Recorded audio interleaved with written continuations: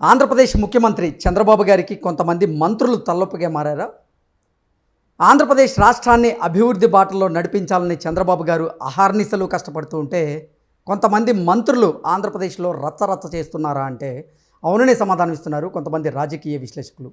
ఈ నేపథ్యంలోనే ఆ మంత్రులు ఎవరు, వారేం చేస్తున్నారు అనేది మనం పూర్తి స్థాయిలో విశ్లేషణ చేసుకుందాం. ప్రస్తుతం మనతో పాటున్నారు ప్రముఖ రాజకీయ విశ్లేషకులు, ప్రముఖ సీనియర్ జర్నలిస్ట్ డివిఎస్ గారు. సార్తో మాట్లాడదాం. సార్ నమస్తే. సార్ నమస్తే.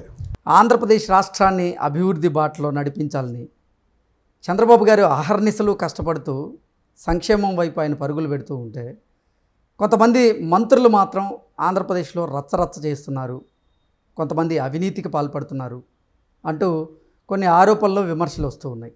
ఏంటి సార్ ఆ మంత్రులు ఎవరు, వాళ్ళు చేసిన తప్పిదం ఏంటి అంటే ఏం చెప్తారు?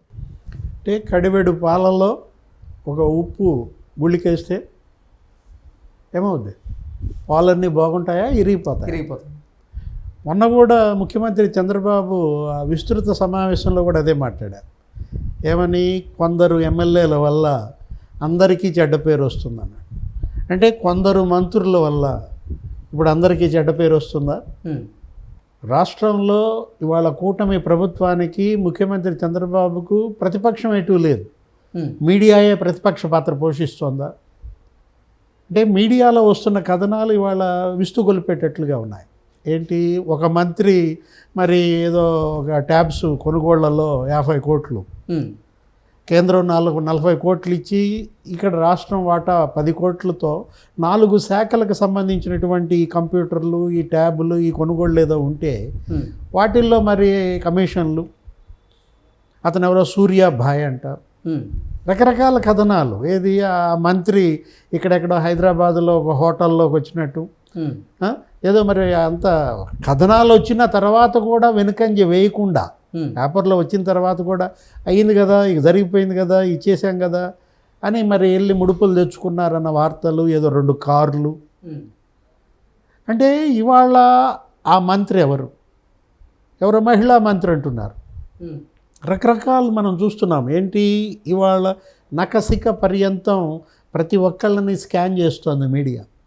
వాళ్ళు ఎమ్మెల్యేలైనా మంత్రులైనా తప్పటడుగులు వేస్తే సరిదిద్దాలని ప్రయత్నిస్తోంది, కథనాలు ఇస్తోంది. అది కాస్త తప్పుటడుగులైతే ఆ తప్పులకి జనమే శిక్ష విధిస్తారు. అంటే ఇప్పుడు ఈ మంత్రులు ఇవాళ గుదిబండలుగా మారారా అనిపిస్తాం. ఇవాళ ఇంకో కథనం ఏదో వచ్చింది. ఒక మంత్రి ఆయన ఇలాకాలో ఏదో పేకాట నిర్వహిస్తున్నారని, అసలు ఆ ఊరే ఒక పేకాట క్లబ్గా మారిందని, నీకు స్టార్ హోటల్లో ఉన్నటువంటి విలాసాలన్నీ అక్కడ కల్పిస్తున్నారని, ఒక 40-50 మంది కాపలాలు కాస్తున్నారని, మధ్య ఏర్లైపోతుందని. అంటే ఇవి ఏంటి? మీరు పేపర్లో వచ్చింది, ఛానల్లో వచ్చింది చూడండి. తప్పు కనుక జరిగితే సరిదిద్దుకోండి. ఒక హెచ్చరికగా దీన్ని చూడాలి. కానీ బరి తెగించారనుకో, మీ కళ్ళ ముందే ఉన్నాడు జగన్మోహన్ రెడ్డి, వైఎస్ఆర్ కాంగ్రెస్ పార్టీ, వాళ్ళ మంత్రులు, వాళ్ళ ఎమ్మెల్యేలు. ఏం జరిగింది వాళ్ళకి? బరి తెగిస్తే ప్రజలు ఇచ్చేటటువంటి బహుమతి కూడా మీరు చూశారు కదా. 151 సీట్ల నుంచి 11 సీట్లకి నేలకేసి కొట్టారు. మొత్తం జగన్మోహన్ రెడ్డి క్యాబినెట్లో ఒక్క పెద్దిరెడ్డి తప్ప అందరూ ఓడిపోయారు. జగన్మోహన్ రెడ్డి మంత్రిమండలిలో మొన్న చూశారు ఎన్నికల ఫలితాలు. గెలిచింది ముఖ్యమంత్రి జగన్మోహన్ రెడ్డి, నెక్స్ట్ పెద్దిరెడ్డి రామచంద్రారెడ్డి. ఒక్క మంత్రి అన్న గెలిచాడా? ఆ పరిస్థితి మనకు రాకూడదు అని ప్రతి ఒక్కళ్ళు కోరుకోవాలి. గతంలో మనం చూసాం, కూటమి ప్రభుత్వం ఏర్పడిన తొలినాళ్లలోనే ఎవరో ఒక మంత్రి ఆయన భార్య ఏదో ఒక ఇన్స్పెక్టర్ మీద ఫైర్ అయిందన్నారు. ఏదో ఇట్లాగే గ్రామ సభకో దేనికో వెళ్తుంటే ఆ ఇన్స్పెక్టర్ ఏదో ఆయనకి సెల్యూట్ చేయలేదో, మరి లేకపోతే ఆమెకి సకాలంలో రాలేదో, అసలు ఆయన దానివల్ల ఎంత ఇబ్బంది పడ్డాడో మనం చూసాం. ఇప్పుడు అతను ఏదో ఇట్లాంటి వాళ్ళు మొదట్లో ఈ తలబొప్పి కట్టించుకున్న వాళ్ళంతా దారిలోకి వచ్చారు అనుకునే లోపు ఇంకా తలబొప్పిలు పెరుగుతున్నాయా? మనకు అదే కనపడుతోంది. ఆయన ఎవరో ఒక మంత్రి తెలంగాణ రియల్ ఎస్టేట్లో జోక్యం చేసుకుంటున్నాడని, ఆయన ప్రతి ఆదివారం ఇక్కడికి వస్తున్నాడని, శని ఆదివారాలు ఇక్కడే ఉంటున్నాడని, ఇక్కడ ఉంటూ ఇక్కడేదో రియల్ ఎస్టేట్ మాఫియా చేస్తున్నాడని మనం గతంలో కూడా కథనాలు చూసాం.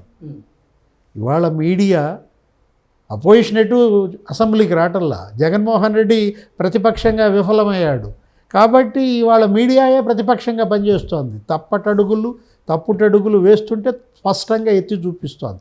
తమ్ముడు తనాడైనా ధర్మం చెప్పేవాడే ఇవాళ మనకు కావాలి. మనం ఈ మీడియాని అప్రిషియేట్ చేయాలి. సరే, వాళ్ళు ఏంటి, కూటమికి క్రమశిక్షణా సంఘం మీడియా అయినా మనకు కనపడుతుంది ఆ ఛానల్స్. జగన్మోహన్ రెడ్డి ఏమంటాడు, ఈ ఛానల్స్ని లేకపోతే ఈ పత్రికల్ని పచ్చ ఛానల్ అంటాడు. నిజంగా ఇవి పచ్చ ఛానల్, పచ్చ పత్రికలు అనుకో, ఈ వార్తలు వస్తాయా? జనంలో చర్చ ఏది, ఇప్పుడు ఈ కథనాలన్నీ ఆంధ్రజ్యోతి, ఏబిఎన్లో వస్తాయి, ఈటీవీలో వస్తున్నాయి, లేకపోతే టీవీ5లో వస్తున్నాయి. మరి వాటిని పచ్చ ఛానల్ అనొచ్చా?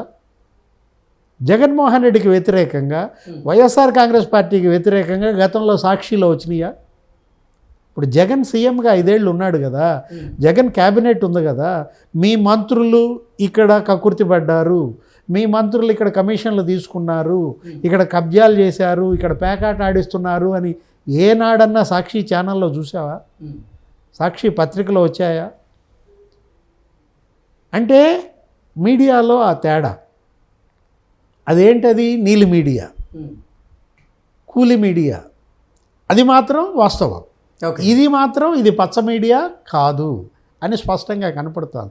ఎందుకంటే ఇవాళ పచ్చ పార్టీ కావచ్చు, దాని మిత్రపక్షాలు కావచ్చు, తప్పు కనుక చేస్తే వెంటనే ఎత్తి చూపిస్తున్నాయి. మరి ఇది పచ్చ మీడియా ఎలా ఉంది? అదేమంటే నేను మీడియా గురించి మాట్లాడితే నువ్వు జగదీష్ రెడ్డి అంటావు, స్లాటర్ హౌస్ అంటావు. అది తెలంగాణ గోల. తెలంగాణలో మీడియాలని కొంతమంది స్లాటర్ హౌస్లు అంటారు. ఇక్కడ మనం తీసుకున్నట్లయితే ఎవరా మంత్రి అన్నారు, ఎవరో మహిళా మంత్రి అంటున్నారు. ప్యాకాట్ నడిపించిన మంత్రి ఎవరు? ఇప్పుడు ప్యాకాట్ నడిపించిన మంత్రో, లేకపోతే వారానికి 2 సార్లు హైదరాబాద్ వచ్చి అప్పట్లో రియల్ ఎస్టేట్ మాఫియా చేసిన మంత్రో, ఇవాళ జనానికి తెలుసు. మనం చెప్పాల్సిన అవసరం లేదన్నమాట. మిమ్మల్ని నఖశిఖ పర్యంతం స్కానింగ్ చేస్తోంది media. Print media, electronic media కాదు, ఇప్పుడు అదనంగా సోషల్ మీడియా వచ్చేసింది. సోషల్ మీడియా కాదు, అసలు ఇవాళ ప్రతి ఓటరు ఒక జర్నలిస్ట్ అయిపోయాడు. ఆయనే ఒక సెల్ఫీ వీడియో వదులుతున్నాడు. అవును, అతనికి జరిగిన అన్యాయాన్ని, గతంలో జనానికి జరిగినటువంటి నష్టం, జనం సమస్యల్ని జర్నలిస్టులు ప్రతిబింబించేవాళ్ళు, ప్రతిస్పందించేవాళ్ళు, పత్రికల్లో రాసేవాళ్ళు. ఇప్పుడు అది లేదు. ఇప్పుడు జనం తమ సమస్యలను తామే సెల్ఫీ వీడియోల రూపంలో పోస్ట్ చేస్తున్న నేపథ్యంలో తస్మాత్ జాగ్రత్త. ఏది అప్రమత్తంగా ఉండటం కాదు, అంటుకుంటే షాక్, హై వోల్టేజ్ షాకులు కొడుతున్నాయి. మంత్రులు జాగ్రత్తగా ఉండాలి, ఎమ్మెల్యేలు జాగ్రత్తగా ఉండాలి, ప్రజాప్రతినిధులంతా జాగ్రత్తగా ఉండకపోతే ఏం జరుగుద్ది? హై వోల్టేజ్ షాకులు తగులుతాయి. ఇసుకలో ఏలు పెట్టకూడదు అని చెప్పాడు, మద్యం జోలికి వెళ్ళొద్దు అని చెప్పాడు మొన్న ఆ రోజు విస్తృత సమావేశంలో. ఇది మొదటి రోజు చెబితే హెచ్చరిక.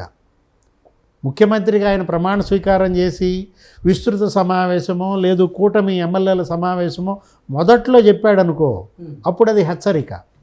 ఇప్పుడు సంవత్సరం అయింది, మొన్న కూడా అదే చెప్పాడు, ఇసుకలో ఏలు పెట్టొద్దన్నాడు.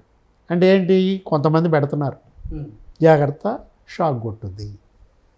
ఇప్పుడు మద్యం జోలికి వెళ్ళొద్దని చెప్పాడు, అంటే కొంతమంది వెళ్తున్నారు, జాగ్రత్త అని చెప్తున్నాడు. హై వోల్టేజ్ షాక్ ఏది? ఇసుక హై వోల్టేజే, మద్యము హై వోల్టేజే. చెబుతావు కృష్ణ. ఇప్పుడు పిల్లలకి, ఇప్పుడు నా పిల్లలు ఉన్నారు, అమ్మ అది ప్లగ్గు, దాంట్లో ఏలు పెట్టద్దు అని చెప్తా. నా చిన్న కూతురు ఏం చేస్తుంది? పెట్టుద్ది. ఏం జరుగుద్ది? షాక్ కొట్టంగానే వెనక్కి తీసుకుంటుందా లేదా? డాడీ కరెక్ట్ చెప్పాడు, ఇక పెట్టకూడదు అని మరి ఇప్పటివరకు పెట్టలా. కానీ వీళ్ళు పెడుతూనే ఉన్నారా? అంటే వీళ్ళు పిల్లలు కాదనమాట. పిల్లలైతే ఒక మాట చెప్తాం, ఒక దెబ్బ వేస్తాం. వీళ్ళకి ఎవరయ్యాలి దెబ్బ? జనం దెబ్బ మామూలు దెబ్బ కాదు, అది గొడ్డల దెబ్బ. ఆ పరిస్థితి తెచ్చుకోకూడదు. తెచ్చుకున్నాడు, మీకు కళ్ళ ముందు ఉన్నాడు. జగన్మోహన్ రెడ్డి ఏ తప్పులు చేశాడో ఆ తప్పులు మీరు చేయబాకండి అయ్యా అని జనం చెప్తున్నారు. Okay sir, thank you so much.